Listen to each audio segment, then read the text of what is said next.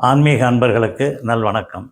நம்ம வீட்டில் எந்த ஒரு பண்டிகையாக இருந்தாலும் மாவிலை தோரணத்தை நிலைவாசலில் கட்டுறது எப்போவுமே உள்ள வழக்கம். எல்லா பண்டிகைக்கும் அதை கட்டுவோம். ஆனால் பொங்கலுக்கு மட்டும் சிறப்பான ஒரு தோரணம் இருக்குது. அதுக்கு பேர் போகி தோரணம் அப்படின்னு பேர். குறிப்பாக தஞ்சாவூர், நாகப்பட்டினம், திருவாரூர், மயிலாடுதுறை மாவட்டங்களெல்லாம் இந்த பழக்கம் உண்டு. நிலைவாசலில் கட்டுவாங்க. ஒரு 4 வகையான மூலிகை செடிகளை தலைகளை வச்சு அந்த நிலைவாசலில் அந்த தோரணத்தை கட்டுவாங்க. என்னென்ன மூலிகை செடிகள் அது அப்படின்னா, ஒன்று நொச்சி. இது பூச்சிகள், வண்டுகள் இதெல்லாம் வீட்டுக்குள்ளே வராமல் பாதுகாத்துக்கும். 2வது வேம்பு, உங்களுக்கே தெரியும், இது வைரஸ்கள் உள்ளே வராமல் அது பாதுகாத்துக்கும். 3வது சிறுகண் பீளை அல்லது சிறு பீளை அப்படின்னு சொல்லுவாங்க. இது சிறுநீரக பிரச்சனைகள் வராமல், நோய் தொற்றினால் ஒரு பிரச்சனைகள் வராமல் அது பாதுகாத்துக்கும். 4வது ஆவாரை.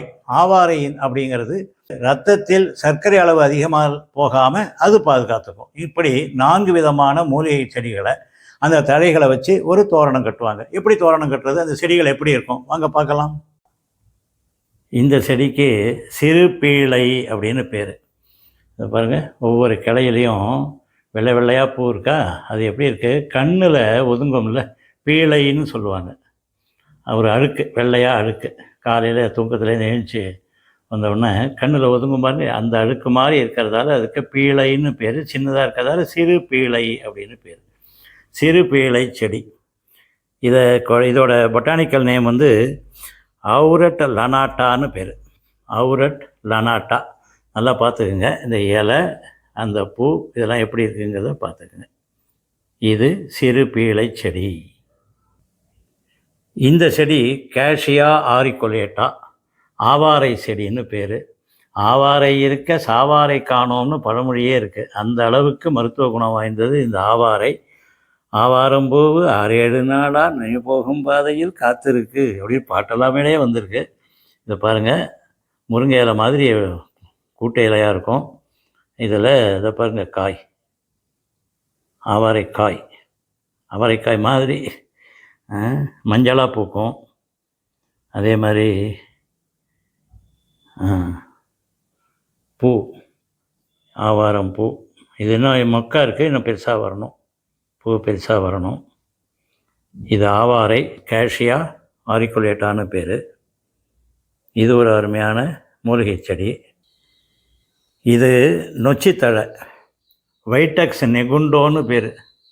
ஏதோ சீனா பேர், ஜப்பான் பேர் நினச்சிடாதீங்க. நெகுண்டோ, முஷிண்டோன்னு வருதுன்னு, வைட்டக்ஸ் நெகுண்டோ. இதே மாதிரி நொச்சி மாதிரியே வேறு ஒரு தழையும் இருக்குது, செடி இருக்குது. ஆனால் அந்த வாசத்துலேருந்து நீங்கள் அதை கண்டுபிடிக்கலாம். நல்ல வாசமாக இருக்கும், அற்புதமான பூச்சிக்கொல்லி.